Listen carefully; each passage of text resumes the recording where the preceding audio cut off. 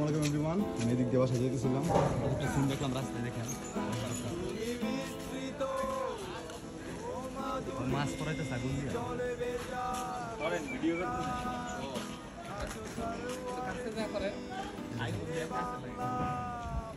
মানে ওইরকম করতেছ কি মনে হয় যে মানুষ ঘুরিয়ে উঠে কি করা ভাইয়া এই নাম দেখতে তো দাঁড়া আসতেছি আমি।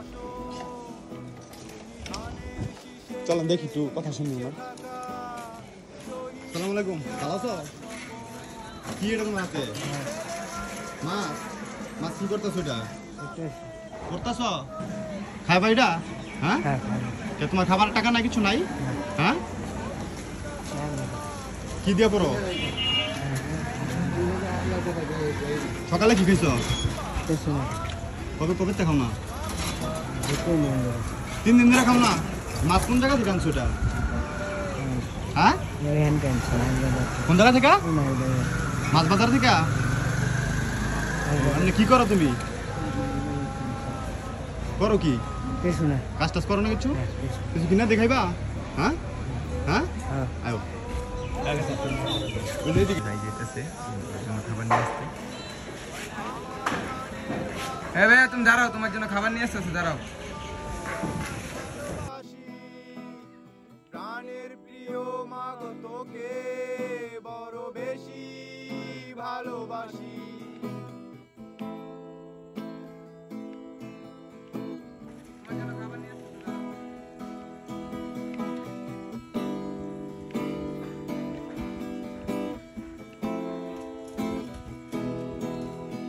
তুমি কবি নজরুলের বিদ্রোহী কবিতা উন্নত মমশী, তুমি রক্তের কালিতে লেখা না এদিকে আছে। তুমি সুরের পাখি ক্যাম্পাসে তুমি খাও খাও, তুমি এই যে এখানে বসো বসো। দেশের অবস্থা খুবই খারাপ, এই ছেলেটি বাসার ভিতরে আমার একটু খাইতে বলতেছে, মানে ওর ভিতরে মানসিকতা আছে। আর দেখেন কতটা ক্ষুধার্ত একটা মানুষ এটা করতে পারে। এটা আজকে মানে আমি যদি না দেখতাম সামনাসামনি তাহলে জ্বলন্ত প্রমাণ এটার। আমি ওই কিন্তু একটা মাছকে পোড়াইতেছিল রাস্তার মধ্যে, মানে বুঝেন আপনি যে কতটা একটা মানুষ ক্ষুধার্ত হইলে যেন সে এই কাজটা করতে পারে। আমরা কিন্তু মেন্টালি ভাবে ঠিক আছে, কারণ হচ্ছে এটা আমার দিচ্ছে এখন যে আপনি একটু খাইয়ে দেন আমাকে আগে, এটা বলতেছে। ঠিক আছে, তো মানুষ দেখেন কতটা খারাপ অবস্থা আছে। তো দেশের অবস্থা খুবই ভয়াবহ। শহীদুল্লাহ কায়সার মুনির চৌধুরীর নতুন দেখা সেই ভোর। আমার সোনার বাংলায় আমি তোমার জন্ম দিয়েছো তুমি। ছেলেটার অবস্থা দেখছেন, আমি আশা করি আপনারা মানে এত একটা খারাপ অবস্থা, আমার খুব খারাপ লাগলো বিষয়টা দেখে। তো বেরোছিলাম বাসা থেকে, ওদিক দিয়ে যাওয়ার সময় দেখি যে এই জায়গায় মাছ পড়াইতেছে, কতটা ক্ষুধার্ত তাহলে সে একবার চিন্তা করে দেখেন আপনারা। মানে অবস্থা খুব খারাপ, যারা গরিব আছে তাদের অবস্থা বেশি খারাপ আছে।